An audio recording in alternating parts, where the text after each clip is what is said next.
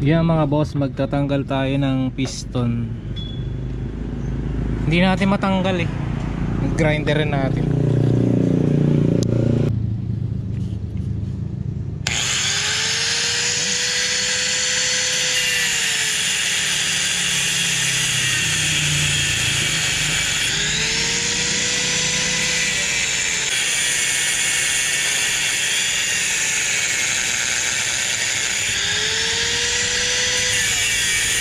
So mga boss, kaya nga pala natin ginamitan ng grinder to kanina. Tinanggal natin yung piston.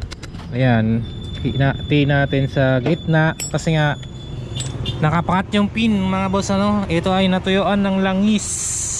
Yan o. Yun ang dahilan kaya ayaw matanggal yung pin. Hindi nyo matatanggal yan boss kahit papukin nyo. Ang paraan lang is sirain mo yung piston.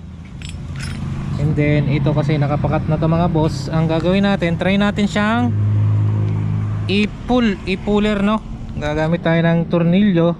Okay mga boss, so ayan na nga, paano ba natin tatanggalin yung pin na nakapakat dahil nga natuyan ng langis mga boss, ano? So gagamit tayo ng 516 na bolt, 516 ano. So ilalagay natin dito, tapos maglalagay tayo ng socket. Ayan, socket mga boss, no? Yung mas malaki dapat sa pin. Ayan, yung ganyan. Mas malaki dapat ito sa pin. And then maglalagay tayo ng washer dito. Ayan, washer mga boss, ano? Tapos ilalagay natin syempre yung nut para hilain ng nut yung pin, di ba? Lagay muna natin. Alright, ayan. So ito ay mahirap tanggalin mga boss, ano? Try lang natin na i-pull out. Hindi ko sigurado kung kaya niya kasi nga parang naka-welding na mga boss, ano? Dahil natuyan nga ng langis. Ayan, nalagyan yung mata ko. So, try natin mga boss. Okay na mga boss, gagamit tayo ng 12. So higpitan natin to para hilain niya yung pin.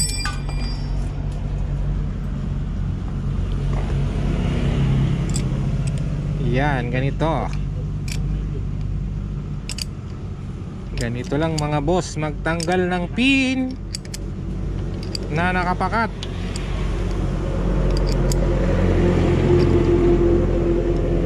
Yan, kung mapapansin nyo mga boss, umiiksi na yung nasa dulo, ano. So may ginamit tayo na panglinis para matanggal yung pakat, no.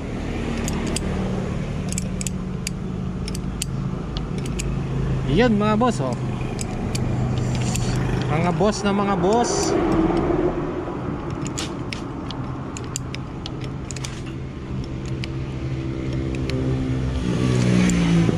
Kaya mga boss, walang cut yan, sabihin nyo na naman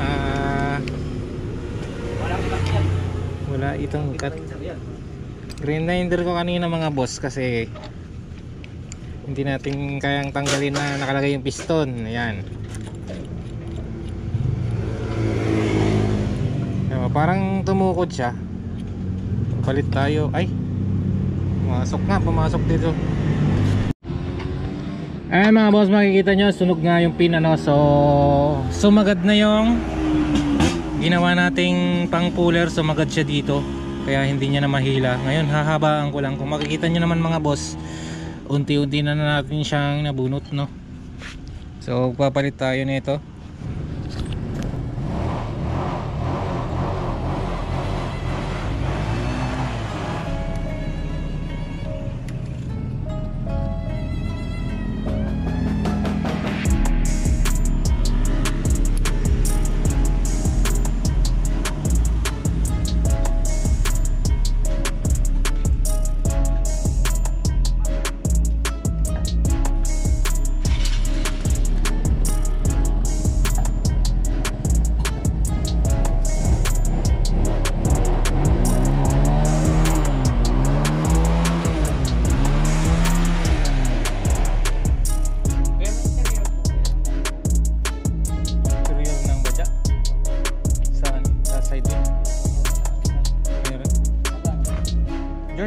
interior daw. 120. 120.